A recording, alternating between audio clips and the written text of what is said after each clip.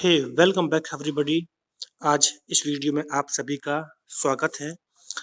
इस वीडियो में मैं आपको बताऊंगा कि आपके डी ट्रिपल एस बी द्वारा आयोजित पीजीटी लेवल का जो पोस्ट होता है EVGC counsellor, educational and vocational guidance counsellor का जो पोस्ट होता है, उसके लिए जो 2021 में 30 जुलाई को जो पेपर आयोजित किया गया था, ये उस पेपर के बारे में है। So know everything about the paper की क्वेश्चन किस तरीके से आते हैं एंड बेसिकली साइकोलॉजी में क्या पूछा जाता है। So this is the first video. इसके बाद और भी वीडियोस आपको मिलेंगे जहां पर आप सब कुछ समझ जाएंगे। So the first basic thing is that कि आपके एग्जाम में जो overall total number of question होता है दैट इज 300 क्वेश्चन में से जो 100 क्वेश्चन होते हैं, ये 100 क्वेश्चन आपके जनरल स्टडी से होते हैं। लाइक आपका इसमें पूछा जाता है Hindi, English, GS, mental ability, reasoning. तो इस तरह से 20-20 क्वेश्चन प्रत्येक यूनिट से आते हैं और आपको 100 क्वेश्चन पूरे करने होते हैं। एंड इसके बाद जो रिमेनिंग पोर्शन होता है, रिमेनिंग पोर्शन में आपके सामने 200 क्वेश्चन आते हैं, यानी 200 क्वेश्चन ये टोटल आपके साइकोलॉजिस्ट होते हैं। एंड यहाँ पे एक चीज है कि साइकोलॉजी से जो क्वेश्चन पूछे जाते हैं उसका कोई स्पेसिफिक क्राइटेरिया नहीं है कि वो क्या पूछेंगे। आई थिंक कि आपसे सभी कुछ में से सब कुछ पूछा जा सकता है। लाइक वो आपसे क्लिनिकल साइकोलॉजी पूछेंगे, ऑर्गेनाइजेशनल पूछेंगे, सोशल साइकोलॉजी पूछेंगे, जनरल साइकोलॉजी पूछेंगे, और जो साइकोलॉजी हिस्ट्री है उसको पूछेंगे, इंडियन साइकोलॉजी पूछेंगे, plus some question also from yoga. तो ऐसी चीजें हैं कि ओवरऑल बहुत सारा सिलेबस हो जाता है। तो इसी की वजह से आपको एक चीज देखने को मिलती है कि इतना ज्यादा ब्रॉड सिलेबस होने की वजह से 2019 के टाइम पे 18-19 का जो एग्जाम था, उस टाइम पे जो एग्जाम हुआ था वहां पर 300 में से केवल 120 का कट ऑफ निकला था। सो यू कैन अंडरस्टैंड कि कितना ज्यादा जो कट ऑफ था वो ज्यादा रहा ही नहीं था, वो बहुत ही कम रहा था। क्यों? क्योंकि टू मच ब्रॉड सिलेबस। क्योंकि किसी का क्लिनिकल साइकोलॉजी अच्छा होता है तो उसका सोशल अच्छा नहीं होता है, किसी का जनरल साइकोलॉजी अच्छा होता है उसका ऑर्गेनाइजेशनल अच्छा नहीं होता है। तो बहुत सारी चीजें हैं। So basic thing is that कि अगर आप डी ट्रिपल एस बी में काउंसलर बनना चाहते हैं, खासतौर पे आप अच्छी सैलरी प्राप्त करना चाहते हैं, जैसा कि आपको मालूम होगा कि ये 4800 पे ग्रेड पर जॉब होता है, बी ग्रेड का जॉब होता है। सैलरी आपका एटलीस्ट 65,000 के अप्रोक्स बनता है। So this is a very good job, आप इसे ज्वाइन कर सकते हैं। तो ये सब कुछ बेसिक इन्फॉर्मेशन थी। एंड एक बात और बता दूं कि एग्जामिनेशन के टाइम पे इस एग्जाम में जब आप बैठते हैं तो आपको एक चीज देखने को मिलती है कि एग्जाम पैटर्न में पहले से फिक्स होता है कि फर्स्ट, सेकंड, थर्ड जो यूनिट है वो कौन सी होगी, जो कि आपके एग्जाम में आपके स्क्रीन पर शो होती है। मान लीजिए कि पहले आपके सामने मेंटल एबिलिटी के क्वेश्चन आते हैं, तो सबसे पहले आपके सामने मेंटल एबिलिटी के 1 से लेके 20 तक क्वेश्चन आएंगे। और जब आप इन्हें पूरा कर लेंगे और इस सेक्शन को आप सबमिट कर देंगे, तो सबमिट करने के बाद ही आप नेक्स्ट सेक्शन पर पहुंच सकते हैं। तो आप इन चीज़ों को ध्यान रखिए, क्योंकि यहाँ पर टाइम मैनेजमेंट का बहुत ज़्यादा ख्याल रखना पड़ता है। बहुत सारे ऐसे स्टूडेंट्स रहे हैं जिन्होंने इसका ध्यान नहीं रखा और लास्ट टाइम पे उनके 60 क्वेश्चन, 30 क्वेश्चन, किसी के 20 क्वेश्चन रह गए थे। तो ध्यान रखना है कि एक बार एक सेक्शन को सबमिट करने के बाद आप वहां पर वापस भी नहीं आ सकते हैं। So this exam is very easy अगर आपके पास पहले से पूरा आइडिया है, and this exam is very tough अगर आपके पास पहले से आइडिया नहीं है। So this was everything about the examination. Now let's understand कि किस तरह के क्वेश्चन आते हैं। तो मैं आपको बता दूं कि जैसे हो सकता है कि मास्टर्स के बाद आप यूजीसी नेट साइकोलॉजी के लिए ट्राई करते हैं। तो यूजीसी नेट साइकोलॉजी में जो क्वेश्चन आते हैं वो बहुत ही थोड़े से टफ होते हैं, एंड वी कैन से कि उनका जो क्वेश्चन पुटअप करने का तरीका होता है वो क्रिटिकल होता है, बिकॉज आपके सामने एक क्वेश्चन बना के कई सारे ऑप्शन देके फिर पूछा जाता है कि इसमें से कौन से सही है, थोड़ा सा टफ होता है। बट इन दिस एग्जाम आपके सामने सीधा सा एक क्वेश्चन होता है और 4 ऑप्शन होते हैं और आप आसानी से कर सकते हैं। सो आप खुद ही आप देख लीजिए कि किस तरह के आपके सामने एमसीक्यू दिए जाते हैं। सो फर्स्ट क्वेश्चन जो मैंने यहाँ पर लिया है जो कि साइकोलॉजी से है। So blank are schemas that organize a group of personality traits into a meaningful personality type. तो ये पूछा है कि कौन है जो स्कीमा है। देखो ये जो आंसर यहाँ पर मैंने लिए हैं ये ट्रिपल एस बी की वेबसाइट पर जो आंसर सीट थी जो दी गई थी उनके द्वारा, उससे मैंने लिया है। तो यहाँ पर ग्रीन टिक है, आपके सामने सही आंसर लिखे हुए हैं। बेसिकली इस वीडियो को बनाने का मतलब ये है कि आप समझ पाए कि डी ट्रिपल एस बी कैसे एग्जाम करवाता है एंड क्वेश्चन कैसे पूछे जाते हैं। So you can directly understand that prototype are schemas that organize a group of personality traits into a meaningful personality type। ये आपका प्रोटोटाइप से संबंधित क्वेश्चन था। And you need to understand कि अगर आप भी डी ट्रिपल एस पी के लिए तैयारी कर रहे हैं, so you should B clear. आपको साइकोलॉजी में जो टर्मिनोलॉजी है वो सारा कुछ याद करना है। अगर आपको प्रोटोटाइप का बेसिक मीनिंग पता होता तो भी आप इस आंसर को कर पाते। ऐसे यहाँ पे रिसेंसी इफेक्ट क्या होता है, प्राइमरी इफेक्ट क्या होता है, ये सब आपको आना चाहिए।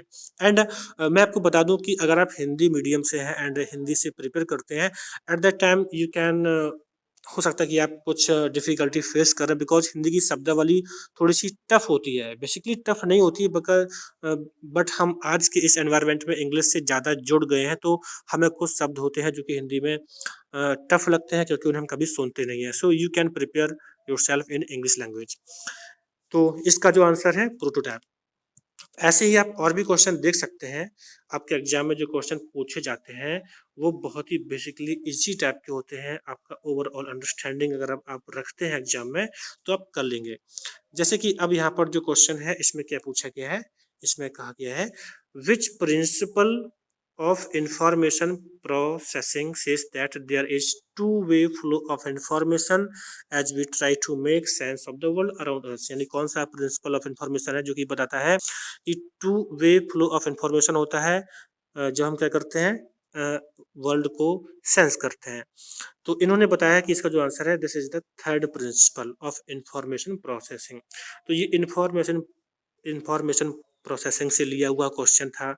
थर्ड प्रिंसिपल होता है, ये बताता है कि जब हम वर्ड को सेंस करते हैं तो फिर two way flow of information होता है। तो इस तरह से क्वेश्चन आते हैं। नाउ नेक्स्ट क्वेश्चन आप देख सकते हैं, this is question number third and इसमें बोला गया है how many levels are there in Bloom's taxonomy that comes under hierarchy. So बताया है कि ये आपके ब्लूम टैक्सोनॉमी से लिया हुआ क्वेश्चन है। बेसिकली जो बीएड करते हैं उसे वो सारे स्टूडेंट्स इसे अच्छे से पढ़ते हैं, साइकोलॉजी वाले तो जानते हैं। तो पूछा है कि how many levels are there in Bloom taxonomy that comes under hierarchy. कितने लेवल होते हैं, 4 लेवल होते हैं। तो इस तरह से क्वेश्चन आते हैं।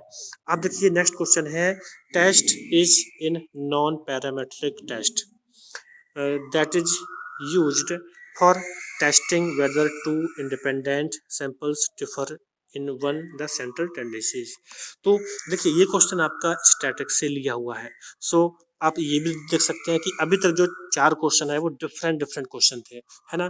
कोई भी ऐसा यहाँ पर नहीं है कि आपसे वो बेसिकली काउंसलिंग के क्वेश्चन पूछेंगे या फिर केवल जनरल साइकोलॉजी पूछेंगे, ऐसा कुछ नहीं है। सच में तो वो कुछ भी पूछ सकते हैं। So median test is a non-parametric test that is used for testing whether two independent samples differ in one central tendencies। So now next question on your screen, that is question number 5। इसमें बोला गया है in whose famous heuristic formula behavior can be viewed as a function of the person and the environment, f bracket P into P comma ई बोला गया है। तो ये Kurt Lewin का फॉर्मूला था जहाँ पे मतलब बोला जाता है कि जो बिहेवियर होता है वो फंक्शन होता है between the person and the environment, है ना। तो इस तरह से ये क्वेश्चन आपका पर्सनैलिटी से आ गया है। इसके बाद नेक्स्ट क्वेश्चन है who showed how receptors in the I and years receive the receive and interpret sensation from the outside world. तो ये आपका क्वेश्चन आपके कॉग्निटिव साइकोलॉजी से है। तो इसमें Harmon and Helmholtz, sorry not it from cognitive psychology, ये आपका जो जनरल साइकोलॉजी होता है जहाँ पर आप आई के बारे में स्टडी करते हैं एंड कि आई कैसे कलर को डिटेक्ट करती है उसके बारे में ये क्वेश्चन है। So who showed how receptors in the eye, मतलब किसने बताया कि जो आंख में रिसेप्टर्स होते हैं एंड जो ईयर्स में रिसेप्टर्स होते हैं वो सेंसेशन को क्या करते हैं, रिसीव करते हैं फ्रॉम द आउटसाइड वर्ल्ड। तो इसके बारे में हरमन वॉन हेल्महोल्ट्ज का थ्योरी था। तो ये क्वेश्चन आपको समझ रहा। इसके बाद क्या है कि how many chromosomes does the zygote has, zygote में कितने क्रोमोसोम्स होते हैं, ये आपका है क्वेश्चन। इसमें 46 आपका आंसर है। तो ये आपका जो बेसिक बायोलॉजिकल साइकोलॉजी है उससे लिए हुआ क्वेश्चन है। So again you can understand that कि next question, blank is an early view of psychology suggesting that the field should focus on identifying the basic structure of human mind।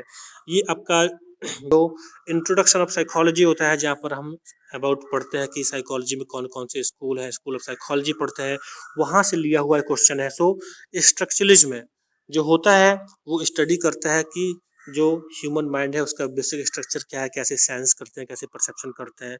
और जो आज की साइकोलॉजी में हम पढ़ते हैं कॉग्निटिव साइकोलॉजी को, वो कहीं ना कहीं आपके स्ट्रक्चरलिज्म से निकला हुआ है। तो ऐसे क्वेश्चन पूछे जाते हैं। आपसे ये भी पूछ सकता था कि स्ट्रक्चरलिज्म किसने दिया था, तो ये बेसिक चीज़ें आपको सब पता होना चाहिए। तो इसमें आपका विलियम वुंट का नाम आता है। Now next question that is who proposed that psychology consist of two part,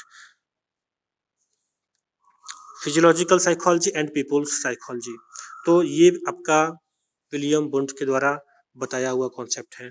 so like this ऐसे और भी क्वेश्चन है, who described how electric signals were conducted by nerve with in the body, किसने इसके बारे में स्टडी किया था।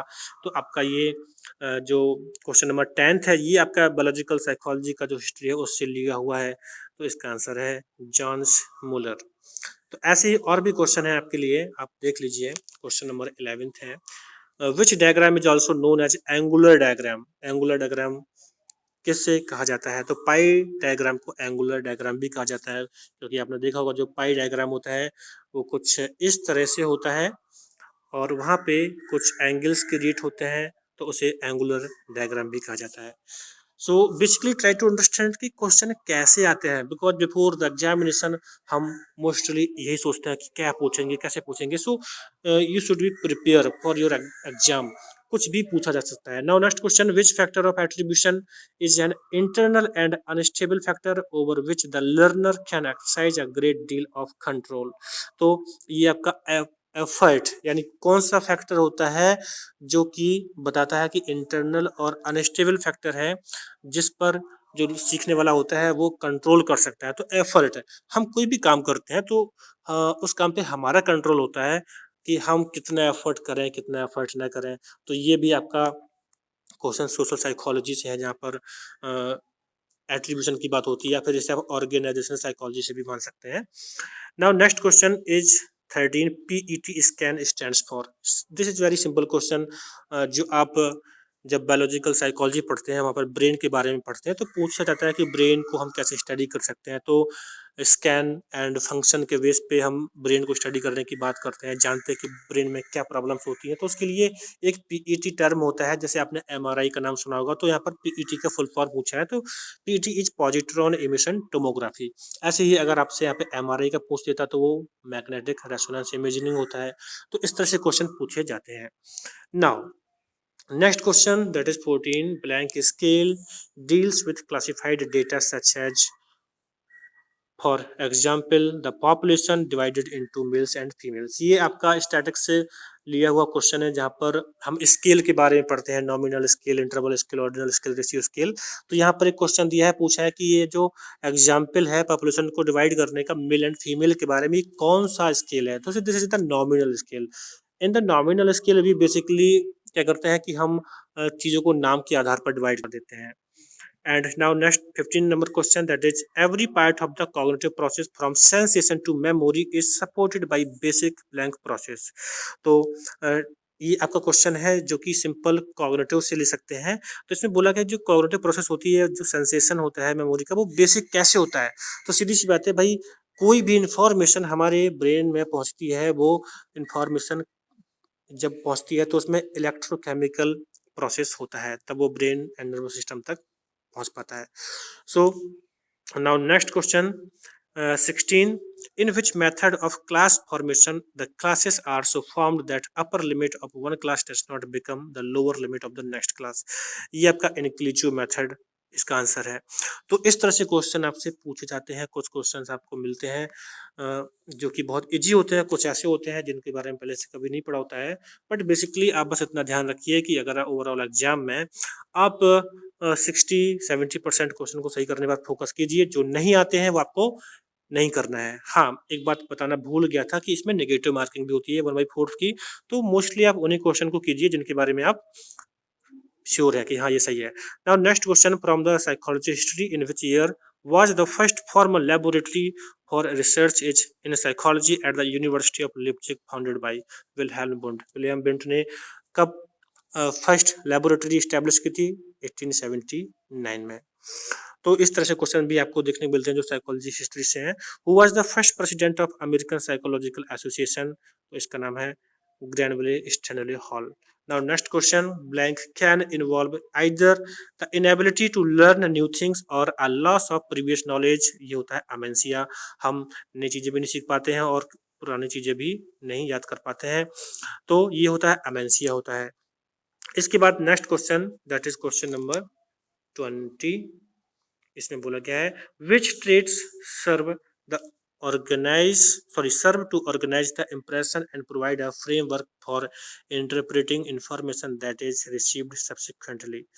so क्या पूछा है इसमें, which traits serve to organize the impression and provide a framework for interpreting information that is received subsequently? ये आपका सेंट्रल, आपने कैटल के बारे में पढ़ा होगा तो उनसे आपने ट्रेड्स के बारे में पढ़ा होगा तो ये आपका कार्डिनल सेंट्रल जो ट्रेड्स बताए थे, तो उससे लिया हुआ क्वेश्चन यहाँ पे सेंट्रल इसका आंसर सही है। तो इस तरह से आपके एग्जाम में क्वेश्चन पूछे जा सकते हैं, तो आप ध्यान रखिएगा। अगर आप सच में DSSB में काउंसलर बनना चाहते हैं, अच्छी सैलरी प्राप्त करना चाहते हैं, so you must be ready कि आपको सब कुछ तैयार करके चलना है, because in this particular examination particular syllabus नहीं है, ऑल ओवर सब कुछ पूछा जाता है मास्टर्स के लेवल पर।